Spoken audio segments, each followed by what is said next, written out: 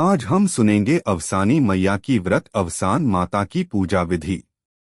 अवसान माता की पूजा विधि।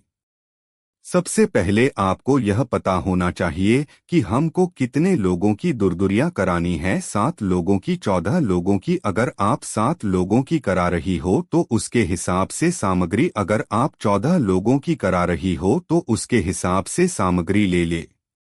तो चलिए, हमें जितने लोगों की दुर्दुरियां करनी है, हमको एक दिन पहले शाम को उतनी ही सुहागिनों को निमंत्रित कर देना चाहिए। फिर जिस दिन पूजा हो, सुबह उठकर नहा धो के स्वच्छ वस्त्र धारण करके जहां पर पूजा करना है उस स्थान को साफ करने और गंगाजल छिड़क दें। और अब किनारे किनारे सुहागिनों को बैठने के लिए आसन लगा दे और माताजी का आसन बीच में लगाएं, लाल कपड़े पर चौकी रखकर। अवसान माता की पूजा कैसे करें? अब जब सुहागिन आए तो सबसे पहले आप उनके पैरों में महावर लगाएं। अगर वह लगाकर आई हूं तो कोई बात नहीं। अब जितने लोगों का है उतनी ही मिट्टी की डेली और गाय के गोबर की गौरी एक बना ले और पान के पत्ते पर सभी को सजाते हुए चौकी पर रख दें। फिर उसके बाद आपको 2 कलश जल लेना है। एक कलश आप अपनी पूजा के लिए यूज करेंगे और दूसरा क्लास स्थापित करेंगे। स्थापित करने वाले कलश में गंगाजल डालकर आम की तेरी 7 या 14 पत्ते वाली उसमें डालें और फिर एक कटोरी चावल उसके ऊपर से रख दे। अब इसके बाद आपको 2 घी का दीपक तैयार करना है। एक उस कलश के ऊपर रख देंगे, दूसरे से आप आरती करेंगे। अब कलश के ऊपर दीपक रखने के बाद आप चौकी को और कलश को फूल माला चढ़ाएंगे। उसके बाद सिंदूर माताजी को लगाएंगे, कलसे को, आम की पत्ती को, और फिर बारी बारी करके सभी सुहागिनों को लगाएंगे। फिर धूप बत्ती चलाएं और कलशा पर रखा हुआ दीपक जलाएं और बिंदी भी चढ़ाएं और सभी सुहागिनों को भी लगाएं। उसके बाद आप घी और पेड़ा से कंडी या आम की लकड़ी पर अगियार करेंगे। अब अगियार करने के बाद माताजी को पान का बीड़ा बनाकर चढ़ाएं और वह भी सभी सुहागिनों को दिया जाएगा। अब यह करते हुए अपनी किसी सखी को बोल सकती हैं कि वह प्रसाद को बराबर बराबर भागों में बांटे। जितने लोग हैं उनमें से आपको छोड़कर जो पूजा करवा रहा है, क्योंकि सारी सुहागिन उसका कोछा भरती हैं, अपने प्रसाद में से ही उसको प्रसाद देती हैं। अब उसमें जो कुछ हो माता जी को भी अर्पित करके एक दूसरे का मिलकर कोछा भरें। उसके बाद सभी सुहागिन अपने हाथों से जो यह पूजा करा रहा है उसका कोछा भरें। और फिर अब इस वक्त जो सुहागिन लोग हैं वह अवसान माता का कोछा भरने का गीत गाती हैं और उसके बाद अवसान माता की कहानी एक दूसरे को सुनाती हैं और फिर अंत में अवसान माता की आरती करती हैं। और आरती जो है घी और कपूर के साथ होगी। तो सखियों, कुछ इस तरह से अवसान माता की पूजा की जाती है। अगर आपको इसमें कुछ संदेह है तो आप नीचे क्लिक करके वीडियोस को भी देख सकते हैं और उसके बाद भी कोई समस्या है तो आप कमेंट करके हमसे पूछ सकते हैं। अवसान माता की व्रत कथा। एक गांव में एक सास और बहू रहती थी। बहू अपनी सास पर बहुत गुस्सा करती थी क्योंकि सास बूढ़ी होने के कारण कोई काम नहीं कर पाती थी। सास और बहू मने रोज कलह होती थी। बहू हमेश सास को ताने देते हुए कहती थी, अम्मा आपसे कोई काम नहीं होता है, दिन भर घर में बेकार ही बैठी रहती हो। बहू के ताने सुनकर लाचार सास कोई जवाब नहीं दे पाती थी। एक दिन बहू ने कहा, अम्मा आप दिन भर खाली नहीं बैठी रह सकती हो, आपको घर का कुछ काम तो करना ही पड़ेगा। सास ने कहा, बहू इस उम्र में मैं क्या काम करूंगी और कहाँ काम के लिए जाऊंगी? तुम अगर मुझे रोटी नहीं दोगी तो मेरा क्या होगा? इस पर बहू ने कहा, अम्मा आप रोज सुबह पूरे गांव में दूध बेच आया करो। 1 महीना पूरा होने पर मैं आपसे हिसाब लूंगी। बेचारी सास दुखी मन से मजबूरीवश गांव में दूध बेचने के लिए तैयार हो गई। सुबह हुई तो बहू ने दूध का डिब्बा भरकर सास को थमा दिया और कहा कि जल्दी दूध बेचकर घर आ जाना। सास घर से निकली और एक पीपल के पेड़ के नीचे बैठ गई। सोचने लगी, इस बुढ़ापे में मुझे भी क्या क्या दुख झेलना पड़ रहा है। अब कैसे मैं गली गली जाकर दूध बेचूं? इतना सोचते सोचते 2-3 घंटे बीत गए। इसके बाद सास ने मन में विचार करते हुए दूध को उसी पेड़ के नीचे डालने का निर्णय लिया।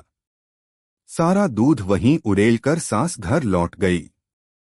बहू ने सोचा सास सारा दूध बेचकर आ गई है, रुपए भी लिए होंगे तो कोई बात नहीं, महीने के आखिरी में हिसाब ले लूंगी। इस तरह दूध ले जाते हुए सास को 1 महीना बीत गया। अब वह दिन भी आ गया जब उसे हिसाब देना था। वह दूध लेकर गई और पेड़ के नीचे बैठकर रोने लगी और कहने लगी, अब मैं क्या करूं, आज बहू को दूध का हिसाब कैसे दूंगी। दूध तो मैंने बेचा ही नहीं तो रुपया कहां से लाऊंगी। वहां से गुजर रही अवसान मैया ने बुढ़िया के रोने की आवाज सुनी। मैया बुढ़िया के पास पहुंची और रोने का कारण पूछा। बुढ़िया ने मैया से कहा, मेरी बहू मेरे साथ अच्छा व्यवहार नहीं करती है। मुझे कहती है कि घर में कुछ काम किया करो और रोज मुझे पूरे गांव के लिए दूध बेचने को दे देती है। मुझसे ठीक से चला भी नहीं जाता, घुटने दर्द करते हैं। इसलिए मैं रोज दूध इस पीपल के पेड़ के नीचे डाल देती थी और बहू से कह देती थी कि सारा दूध बेच दिया। आज मुझे बहू को महीने भर के दूध का हिसाब देना है। मैंने हिसाब नहीं दिया तो वह मुझे घर से निकाल देगी। औसान माता को बुढ़िया पर दया आ गई। माता ने बुढ़िया से कहा कि आज पीपल के जितने भी सूखे पत्ते गिरे हुए हैं उन्हें अपने आंचल में भर लो। घर जाकर इन पत्तों को अपनी बहू के आंचल में डाल देना। इस पर बुढ़िया ने आश्चर्य से औसान माता से पूछा, अरे क्या इससे मेरा दुख दूर हो जाएगा। माता ने कहा, हाँ जरूर हो जाएगा, और जब दुख दूर हो जाए तो औसान माता की पूजा करना मत भूलना। बुढ़िया ने औसान मैया की बातें सुनकर आंचल में पीपल के सूखे पत्ते समेटकर अपने घर लौट गई। सास जैसे ही भरे आंचल के साथ घर पहुंची बहू अत्यधिक खुश हो गई। बहू ने पूछा, क्या बात है अम्मा, आज तो आप पूरा हिसाब लेकर आई हो। बहुत सारा पैसा रुपया मिला है आपको। सास बोली, हाँ बेटा ऐसा ही समझो, तुम अपना आंचल फैलाओ मैं उसमें सब डाल देती हूँ। बहू ने अपना आंचल फैला दिया, लेकिन यह क्या, उसका आंचल तो रुपयों और जेवरों से भरा हुआ था।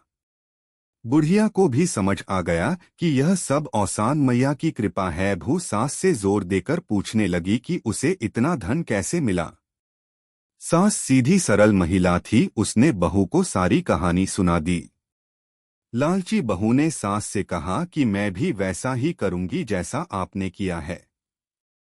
हो सकता है औसान मैया मुझे भी इसी तरह बहुत सारा धन दे दे। बहू भी अब रोज दूध लेकर जाती और पीपल के पेड़ के नीचे चढ़ाकर आती। महीने के आखिरी दिन बहू पेड़ के नीचे दूध चढ़ाकर रोने लगी। उसके रोने की आवाज सुनकर औसान माता प्रकट हुई और बहू से पूछने लगी, क्या हुआ, तुम क्यों रो रही हो। बहू ने कहा, मेरी सास मुझे बहुत परेशान करती है। कहती है दूध बेचकर रुपए लेकर आओ, तभी तुम्हें इस घर में रहने को मिलेगा। मैं तो रोज दूध यहाँ चढ़ा देती थी, आज मुझे सास को महीने का हिसाब देना है।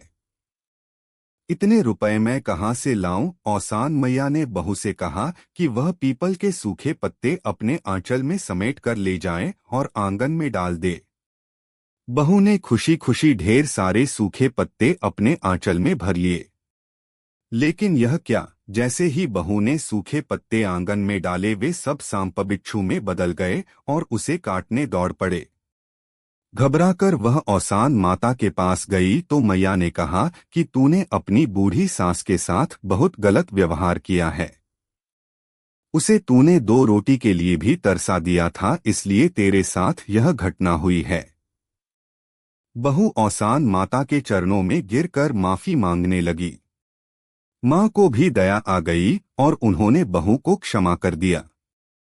माता ने बहू से कहा कि अपनी सास को माँ समान मानकर उनकी खूब सेवा करो। घर में आपस में मिलकर रहो। गुरुवार को औसान माता की पूजा आरती करो। मैया की कथा सुनो, इससे तुम्हारे घर में धन दौलत और सुख की कोई कमी नहीं रहेगी।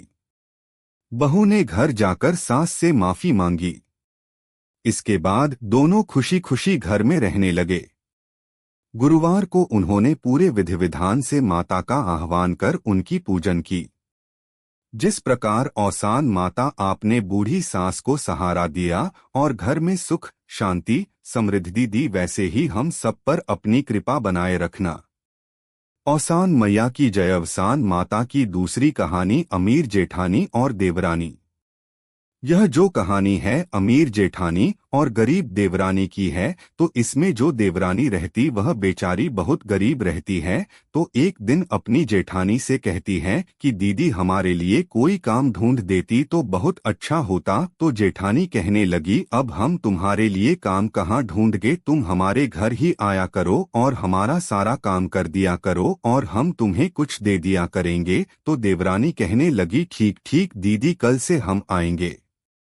अब कल से वह आने लगी और आकर सारा काम घर का करती और जब जाने लगती तो जेठानी घर का बचा हुआ सारा खाना बटोर कर देवरानी को दे देती। जब देवरानी घर देकर गए तो बच्चे छिनने लगे, कहे कि क्या दी है बड़ी मम्मी, तो सब देखें और वह भी बच्चों को बहुत अच्छा लगा क्योंकि गरीबी थी। तो इसी तरह से देवरानी हर रोज जाती और कुछ ना कुछ बच्चों के लिए लेकर आती थी। अब जेठानी के मन में एक दिन अवसान माता की पूजा करने का विचार हुआ, तो वह देवरानी से कहीं कि कल तुम जल्दी आ जाना और चौका बर्तन करके आप चली जाना। उसके बाद इधर जेठानी अपने पड़ोस में जाकर औरतों को निमंत्रण दे दी। अब सुबह हुई और देवरानी जल्दी आकर सारा काम की और फिर जेठानी ने कहा, अगर सारा काम हो गया तो अब आप जाओ। तो देवरानी वापस घर चली आई। अब जेठानी के घर बहुत विधि से अवसान माता की पूजा सामग्री लेकर पूजा हुई। अवसान माता की कहानी और उसके साथ साथ अवसान माता के गीत और फिर अंत में अवसान माता की आरती हुई। अब कुछ दिनों के बाद यह बात देवरानी के बच्चों को पता चली, तो वह माँ से पूछने लगे कि मम्मी, बड़ी माँ ने आपको क्यों नहीं बुलाया था। तो देवरानी कहने लगी कि बेटा वह बड़े लोग हैं, बड़े लोग को बुलाएंगे कि हम जैसे गरीब लोगों को बुलाएंगे। तो फिर उनके बच्चे जिद करने लगे कि माँ, इस बार गुरुवार को आपको भी अवसान माता की दुर्दुरिया करनी है। तो वह कहने लगी कि बेटा हम कहाँ कर पाएंगे, उसको हमारे पास तो कोई सामान भी नहीं है उसका। तो वह जिद करने लगे। अब बच्चों के जिद तो सबको पता ही है, तो कहीं कि चलो अच्छा ठीक है। अब गुरुवार का दिन आया, उससे पहले वह शाम को जाकर ही 7 सुहागिनों को नेवत आई थी और वह सब औरतें सोच रही हैं कि इसके पास तो कुछ भी नहीं है, यह कैसे करेगी दुर्दुरिया पूजा। अब सुबह हुई, देवरानी जहां पर पूजा करना था सब साफ सफाई की और दुर्दुरिया पूजा का कोई सामान तो था नहीं, फिर भी सब अच्छे से करके आसन सबका लगा दिया और बीच में अवसान माता जी का आसन लगाकर एक बड़ा सा शिकाहुला से ढक दिया। अब कुछ देर बाद जब सारी सुहागिन आई तो वह सभी को माता जी के पास बैठ जाने को कहा और कहा कि दीदी आप लोग पूजा की तैयारी करिए, हम कुछ बना रहे हैं, आ रहे हैं। अब वह तो जान ही रही थी कि वहां पर कुछ नहीं है। तब उनमें जो श्रेष्ठ सुहागिन थी वह शिकाहुला हटाई तो उनको वहां पर पूजा का सारा सामान मिला और वह सब लोग व्यवस्था करने लगी। अब जब इधर से वह किचन से निकलकर आई तो वह अवसान माता का चमत्कार देखकर दंग रह गई। अब वह लोगों से बताए भी तो क्या बताएगी, तो लोग कहेंगे कि कोई व्यवस्था की नहीं, हमको फिर भी बुला ली बटा। फिर अवसान माता की पूजा खूब विधि से हुई और वह सुहागिनों की खूब सेवा करके उनको विदा की। सुहागिनें जाते जाते बात करते हुए जा रही थी कि यह तो अपनी जेठानी से ज्यादा व्यवस्था की थी अपनी पूजा में। अब कहीं से यह बात जेठानी के कान में पड़ गई। अब दूसरे दिन जब देवरानी गई जेठानी के घर काम करने के लिए, तब जेठानी खूब नाराज हो गई और वह कहने लगी कि मेरे घर से चोरी करके ले गई थी आप सब सामान, तब इस तरह से पूजा की हो। तो वह कहने लगी, नहीं दीदी ऐसा हमने कुछ नहीं किया था, यह सब दुर्दुरिया माता का चमत्कार है। तो वह इस पर बहुत बहस की और कहने लगी कि चलो कल हम फिर से पूजा करेंगे, जैसे आपने कोई सामान नहीं मंगाया था वैसे हम भी नहीं मांगाते हैं। देखे माता का चमत्कार मेरे ऊपर भी होता है, केवल सब तुम्हारे ऊपर होता है। अब सुबह हुई, वह भी सारे औरतों को निमंत्रित कर दी थी और जिस तरह से देवरानी ने सब कुछ व्यवस्थित करके शिकोहले को ढक दिया था उसी तरह उसने भी रख दिया। अब सब सुहागिन आई तो वह भी कहीं की दीदी वही सब रखे हैं, आप लोग व्यवस्था कीजिए सारी हम आ रहे हैं। तो जब उसमें श्रेष्ठ सुहागन उससे शिकाहुले को उठाया तो उसमें से बहुत प्रकार के जानवर सांप बिच्छू आदि उसमें से निकलने लगे और सब औरत अपनी जान बचाकर किसी तरह से वहां से भागी। अब सब औरतें जेठानी को खूब बोलने लगी कि आपने ऐसा क्यों किया, हम सब सुबह से भूखे प्यासे पूजा के लिए पड़े हैं और आप ऐसा कर रही हो। अब जेठानी ने देवरानी को बुलाया और कहा कि मेरे यहाँ तो ऐसे हुआ, आपके यहाँ कैसे हुआ। तो बेचारी देवरानी बोलने लगी कि दीदी आपको तो माँ ने सब कुछ दिया है, आपको इस तरह नहीं करना चाहिए, मेरे पास कुछ नहीं था तो माँ ने अपनी कृपा मुझ पर बरसाई, आपके पास सब कुछ है फिर भी आपने इस तरह किया। अब दीदी आपको माताजी से माफी मांगनी चाहिए और फिर से कहना चाहिए कि माँ हमको क्षमा कीजिए, हम फिर से आपके दुर्दुरिया पूरे विधि विधान से करेंगे। सीख, कभी दूसरे का धन दौलत देखकर ईर्ष्या नहीं करनी चाहिए। अगर आपको भगवान ने सब कुछ दिया है तो गरीबों का भी सहारा बनना चाहिए, यह नहीं कि आप सहारा भी ना बनो। अगर कोई गरीब थोड़ा ऊपर उठ रहा हूं तो उसके लिए समस्या बनकर खड़े हो जाओ। बोलो अवसानी मैया की जय।